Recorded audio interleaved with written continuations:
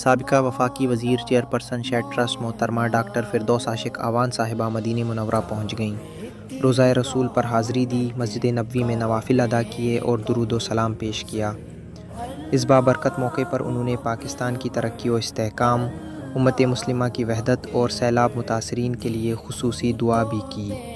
उनका मज़ीद कहना था कि पाक सऊदी मुआहदे के बाद अब पाकिस्तानियों के लिए हज और उम्रे के इंतज़ामात बहुत आसान हो गए हैं।